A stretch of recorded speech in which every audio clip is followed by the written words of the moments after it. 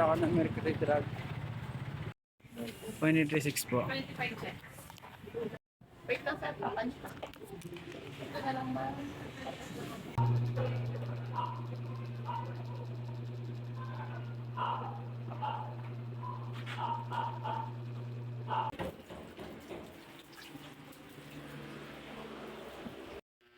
Actually, yung, ayun na, yun nga, yung last skip nga na yun.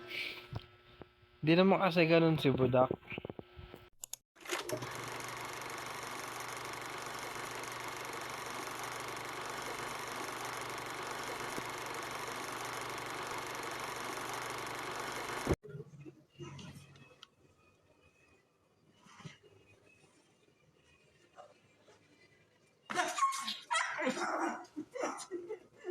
Kalmado na siya. Nakigana eh. Okay ka na, Budak? Kalmado ka na eh. Baba na ako doon. Ha? Ha? Huwag mo na. Ito na ako. Sige, higa ka lang dyan. Sige na, higa ka lang dyan. Dito lang ako, ha? Gutom ka ba? Gutom ka? Mamaya ka na mag-iwi. Na, maligo ka na. Ba, ayaw ah. Ano na, maligo na. Maliligo. Ayaw maligo ah. Mainit kasi, Budak. Tara na. Putang sumasagot ah. Sumasagot ka. Napaligo ko nga ayaw. Doon, naligo. Sinasagot nga ako na. Ah, good girl ah. Dak, bye-bye. Kanina yan, kanina pa yan? Nakuha mo na.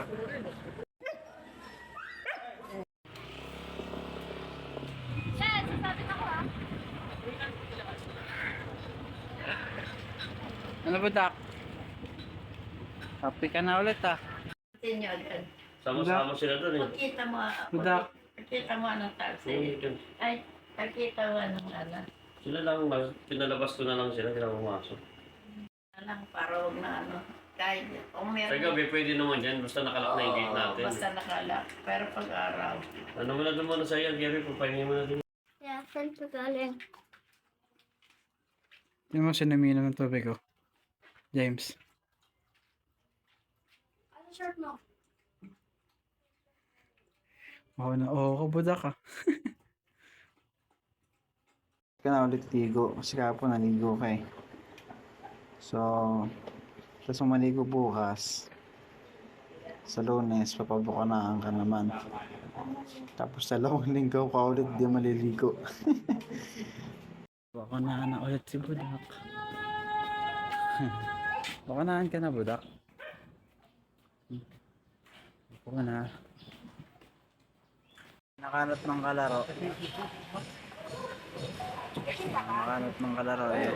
Mga aso. Thank you, ma'am. Oh, nakangiti oh.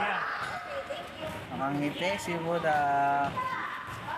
Hindi, tatawagan naman po natin.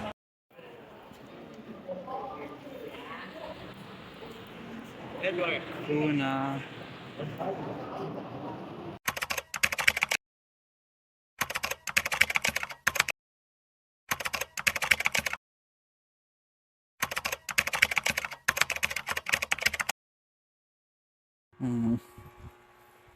Tutulog si Budak. Nakatulog Budak.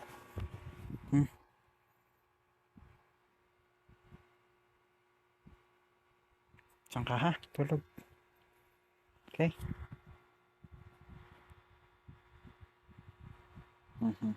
Tulog ka, Dakbo. Tapos pa-check up tayo bukas, ha? Bakit, Budak? May luha ka. Ha? Buwabay ka na? Ha? Masama lang pakiramdam mo. Tulog ka na. Sleep ka na, ha?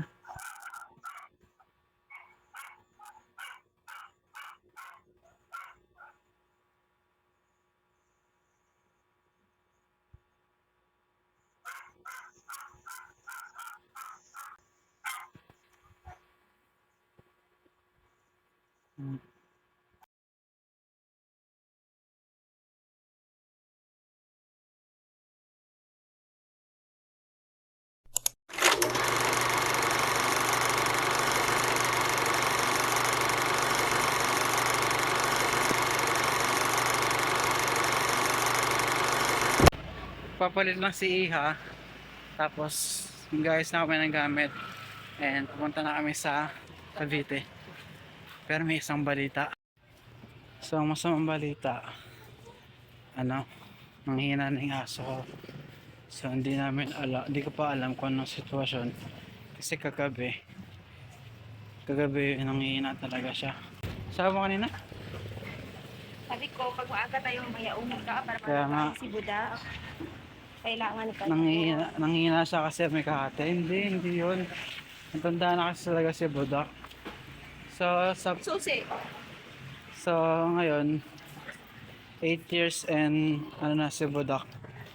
8 years and 7 months. Sama po siya ng 9 years bago siya tuluyang bawiin. Kasi siya yung naging aso ko mula nung mawala si mama.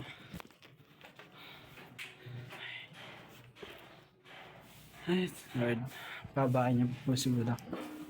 Kahit ilang buwan lang.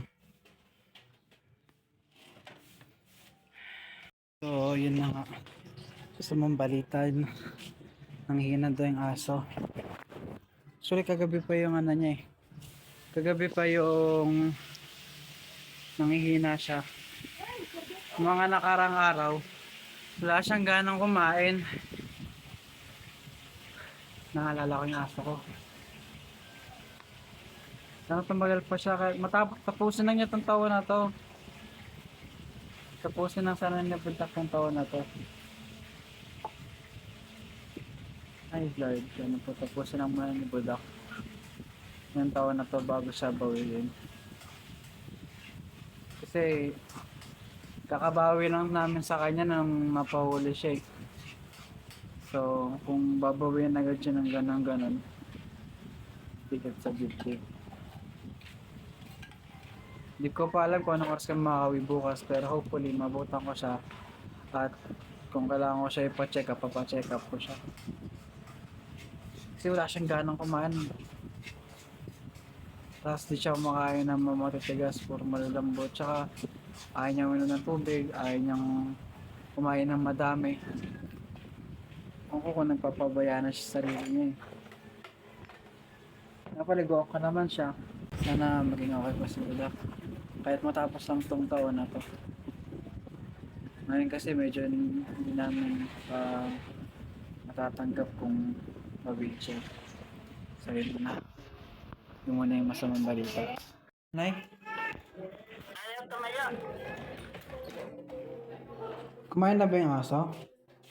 Pinakain mo ba? Ikaw tagapagpakain yan. Ikaw yung diet na light mo. Wala ako din sa bahay eh. Kahapon, di mo na sila bago ka malis. Aalis ka pala.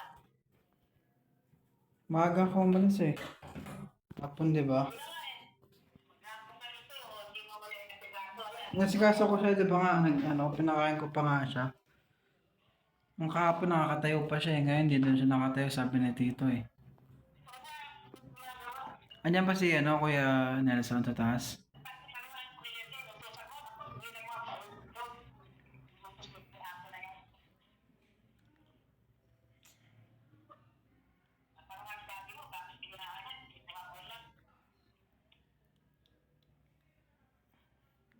Patingin sana siya ngayon.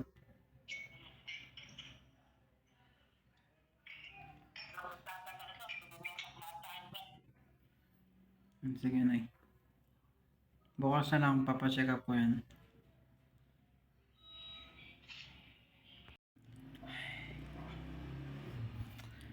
Masama na talaga yung balita.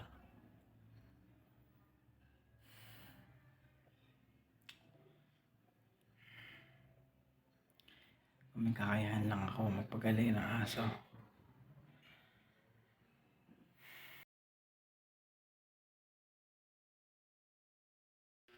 Actually, yung, ayun na, yung nga, yung last skip nga na yun. Di naman kasi ganun si Budak. Akala ko nga, mga nakaraang araw, nag-inarte lang siya. Kasi minsan may ganun siyang ugali na pag ayaw niyang kumain, ayaw niya yung ulam, di niya kakainin eh. Mapili siya sa pagkain. Pero malakas kumain si Budak. Nakikinig ka? Oo, wait lang. Ginamot ko tingin. Tapos, nung linggo na nandun ako sa birthday mo, biruin mo, halos Sabado ng gabi nung umalis ako. Tapos, Sabado ng nabasa siya nung gabing yon. Linggo ng gabi, 24 hours na. Tapos, nakarating ako sa bahay, alauna, madaling, umaga na ng, ng Lunes. Umaga na ng Lunes ako nakarating ng bahay. Biruin mo, nung araw na yun na nakita ko siya na ganun yung itsura niya. Takbo. Alam ko na malapit na siyang magpaalam, pero parang ayoko maniwala kasi nga alam ko malakas yung si Budak eh. Kahit matanda na siya. Yun nga, yung point na yun na hindi na siya makakahon, hindi na siya makahinga ng maayos. Alam ko na magpapaalam na siya, pero nakita ko yung na hindi niya ako iniwan, kumbaga inintay niya pa ako kahit ganun yung kalagayan niya. Hindi siya kumain. Pero nung sinabi ni nanay, sa kwento ni nanay, nung pinasubukan niya lang pakainin, ginunguya naman niya, naman niya. Kaya lang, hirap talaga siyang makalunok. Kaya pinipilit niya lang pakainin. Sabi ko kung ganun, hindi nilabang ko talaga siya. Nung sinugod ko siya, di ba umabot ng 4,000 yung bill?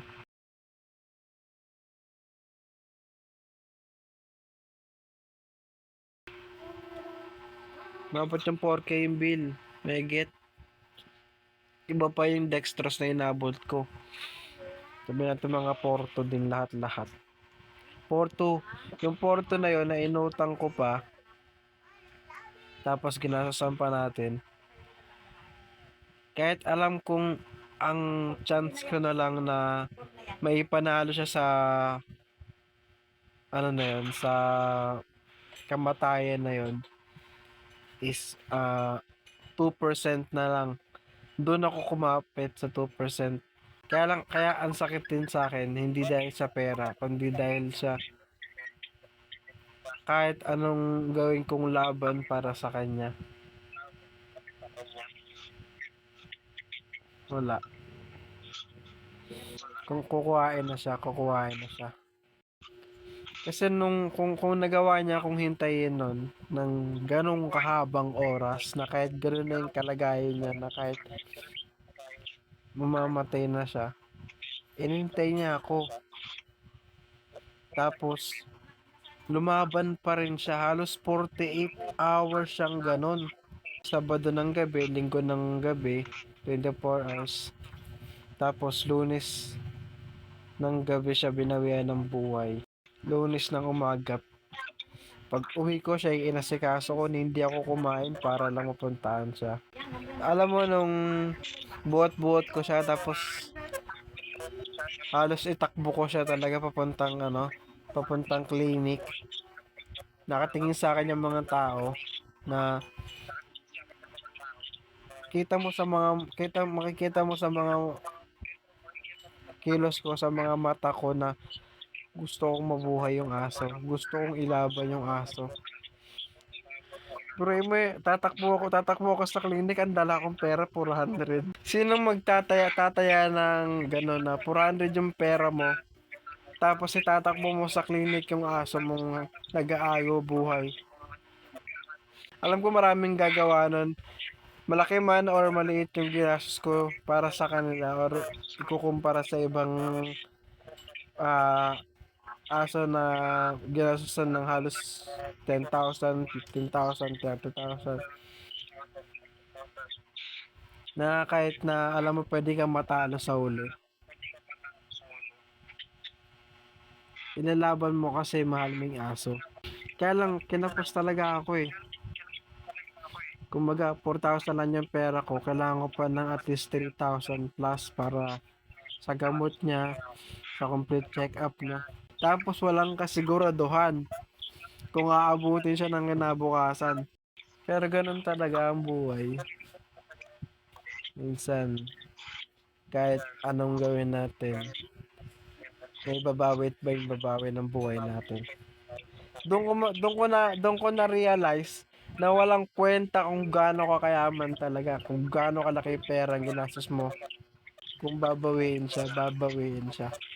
Pero alam mo, kahit pinawi na siya, kasi madali siyang, alam mo yung pag lumalabas siya, hinahawi niya yung pinto. Hinahawi niya yung gate. Nung buhay siya. Ngayon, sinasarado namin yung gate, binubuksan siguro niya. Nahahawi yung gate, bumubukas yung gate ng kusa. Kaya yun yung ano ko, hindi naman ako natatakot, pero yung presensya niya is nararamdaman namin doon. Bumubukas yung gate. Ano yung parang hinahawi. Sabi ko, nandito pa si Budak. Tsaka nung unang araw na nagpaalam siya, kinaumagahan na naririnig ko yung tahol niya. So, pilitin natin, tanggapin natin na hanggang doon na lang talaga siya. Siguro ayoko na rin alamin kung saan siya nailibing kasi ayoko lang ulit malungkot. Kaya nung nilibing siya, hindi na ako nagpakita. Kasi kapag nalaman ko kung saan siya nakalibing, pupuntahan ko siya ng pupuntahan eh. Kasi nung nilibing siya madaling araw, umalis na ako eh, bago siya ilibing. Kasi ayoko makita siyang ililibing kasi pakiramdam ko, ang laki na nawala sa akin. Yung alaga kong aso, yung tagabantay ng bahay, yung sasalubong sa'yo pag uwi ka, mag-aatid sa'yo pag aalis ka, may mag-aantay sa'yo pag darating ka. So 4 araw na araw nang namatay siya. Babawin at babawin sa'yo yung rice lang.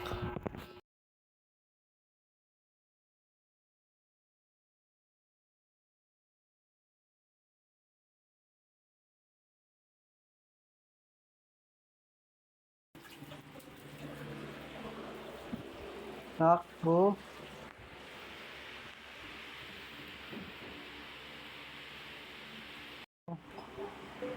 Nice ka lang. Pa-check tayo. Ha? Takbo. Pa-check tayo. Tara na. Bilis lang ako ha. Takbo.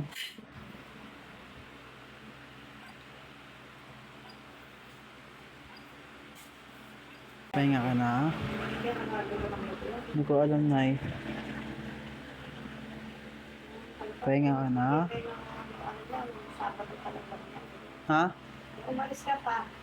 Titry niya, talaga lumalaban siya. Tara na.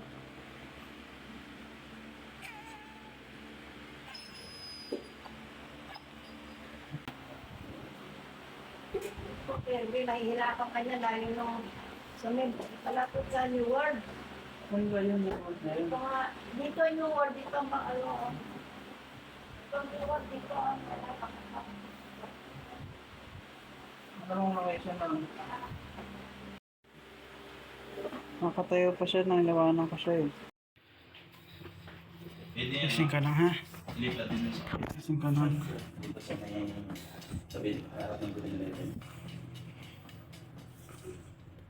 Kasing ka lang ha? Kaya nung kasi, Akin po. Hindi mo alam. Kasi noong Friday, mas ano pa po siya. Ha? Noong Friday, mga ilang araw, Oo. hindi siya makakain. Oo. Konti lang siya kumain. Pumapurol yung ngipin niya. Tagal na? Pumapurol yata yung ngipin niya. Nag-ano? Yung ngipin niya, pumapurol. Kumukurong? Parang hindi na siya makakain nung solid. Ilang taon na to? Ano na po siya, mag-walong taon, may get. Walong taon, may get. Kaya mga ka... Tinanong ko sa potato. At baka mag-ano mo. Malapit lang mga start at Mapapaan na yung... Yung ka muna, pumasok muna ako, mas ka muna dun. Swela siya na. Kailangan daw niya mainitan kaya dito muna siya nalagay. Mamaya pasok sa loob. Kung naresetahan na nga siya ng gamot. Binili ko yung iba, gets mo? Ang kailangan niya yung isang 350, tapos isang 350, tapos isang 500, tapos kailangan niya ipa-check up ng 1K. Tapos kung maubos yung dextrose niya, another 650. Tapos another check up niya ulit next 2 weeks or next 1 week to 2 weeks. Kailangan niya check up kung ano ba siya, tawag doon, nakaka-recover ba siya. Kailangan niya rin pakainin. Bibigyan pa siya ng bakuna. Pero kanina, habang inaano ko siya, buhat ko siya, nakaano na yung dila niya sa gilid eh. Yung parang papahinga na siya. Makakahol-kahol siya pero mahina. Sabang buhat ko siya, yung ay papahalam na siya. Sabi ko, ginigising ko siya. Natapik-tapik ko. Malapit na tayo kung kung matutulog pagaling ka hanggang gano'n sa kanya, nagano'n ko siya. Nasa kakarating ka ba dyan sa center. Siningil ka agad ako. Nasa 3,000 ka agad. Sabi ko, ayun, desperado ako kung kanino ako lumapit. Kasi kanina gulong-gulo ako eh. Kaya ang kailangan lang muna is mapaano siya. Swero siya. Ang si Jaja, si ate mo, tsaka si tita mo. Nagtain ko na kay Jaja. Pero nakita niya yung bill, nagulat ko na siya. Jaja, tito mo, tsaka si ate mo. Ha? Jaja, pero sa tito mo. Oo, nagbigay nga sila. Bukod pa yung binigay mo. Kanina, hindi pa siya na ni Doc. Hindi pa siya binababa ni Doc. Yan, umaano na talaga siya. Sumusuko na siya. Kaya kanina nagdadalawang isip na ako kung ilabo ko pa si Doc. Pero nung nagkaroon ako ng sign of life, humihinga pa rin siya. Gumagalaw pa rin siya. Sabi ko, sige Doc, paswero po natin.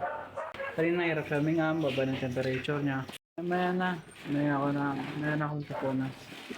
Kailangan ko muna siya bantay-bantayan. Tapos kinuha siya ng dugo, tinignan. Yan, bagsak yung dugo niya.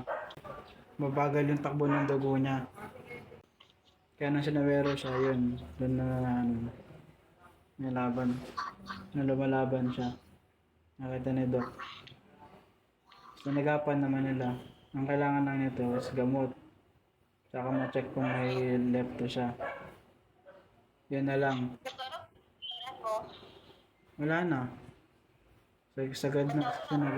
Sinagad ko na. Basta rin yung swero niya. Sige, okay lang. Pabay ka na? Ha? Suko ka na? Ha? Lalaban kita pag lalaban ka.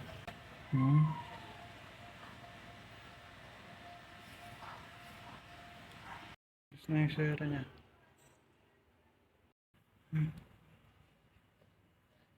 Hindi dila niya nasa gilid na. Okay lang. Sige na. Pahinga ka na, ha? Ha?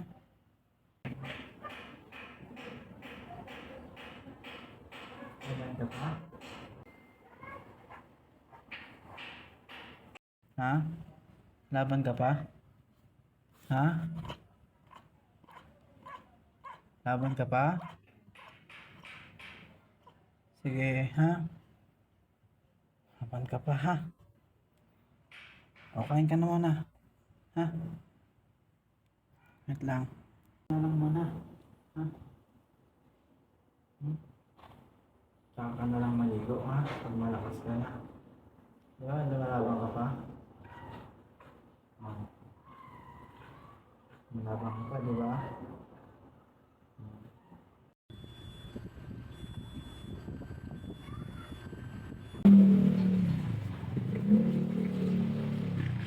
Lalakad ako ngayon. Punta ako ng Mercury Drug. Dito malayo pa. Tignan ko kung magkano yung dextrose. Sana mura lang. Wala akong pera dito. Nilakad ko para makalmura din yung pamasahe. Kahit 2 kilometro na ako naglalakad. Doon kasi sa clinic na pinag-ano na 600. Sana dito, mura lang.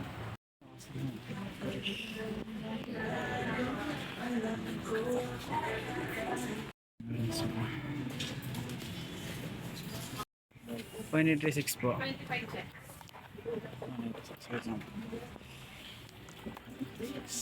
40 lang pera ko. Wait lang sir, papunch pa. Ito na lang ba? 825. Plastic sa Isang box wala na. 800. Pabili na ako ng dextrose. Problema na lang, pag nauubos to, wala na akong pambili.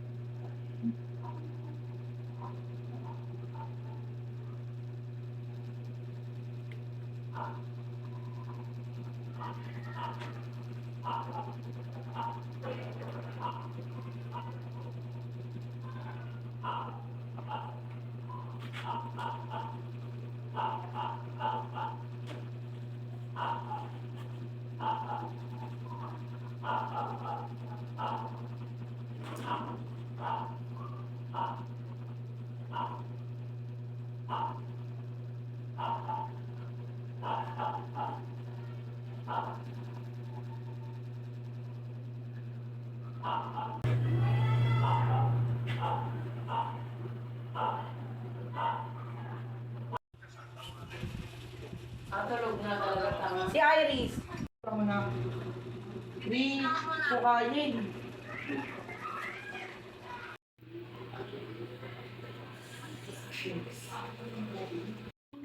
Oras na ba?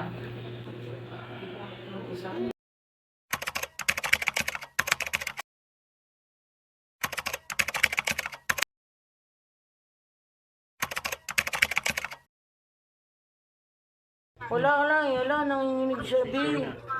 B, nanginginig siya, B. Hindi ka malamig. Nabagsak ito. Ayun o. Bagal ng heartbeat niya to.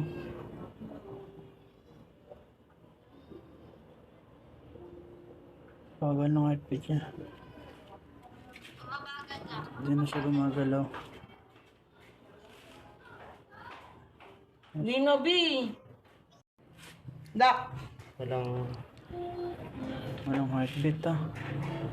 Dak. May wala B. Dak. Walang heartbeat ah. Wala na B. Bakit? Wala na.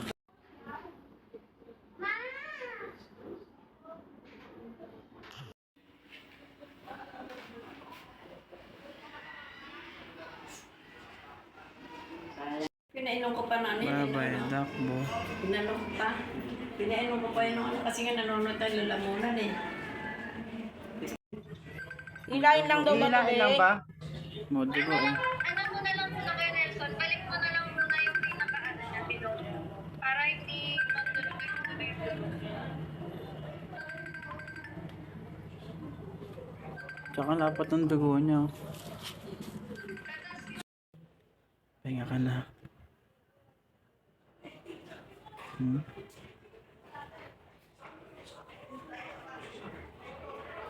Okay lang mo, Dak.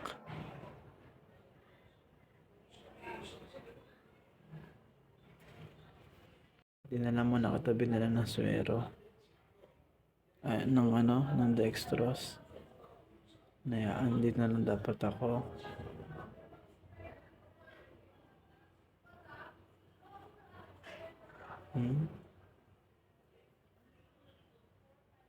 Ano po, Dak?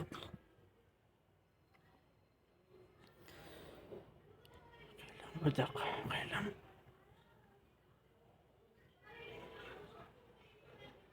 Pantayan mo pa rin kami ha. Okay lang.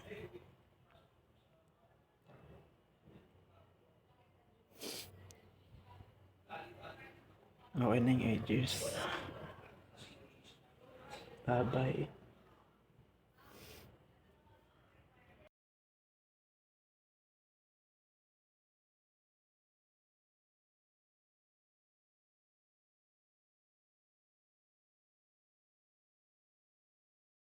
Basta nakalak na yung gate natin. Basta nakala. Pero pag-araw. Ano mo na naman sa iyo, Gary, kung pahingin mo na din. Na, maligo ka na. Ba, ayaw ah. Ano na, maligo na. Maliligo. Ayaw maligo ah. Huwag ka dyan, Budak. Di mo kami sinalubong. Okay lang. Pahinga ka na, Budak. Tapos na mission mo. Okay lang yan. At least lumaban ka, tsaka inintay mo ako.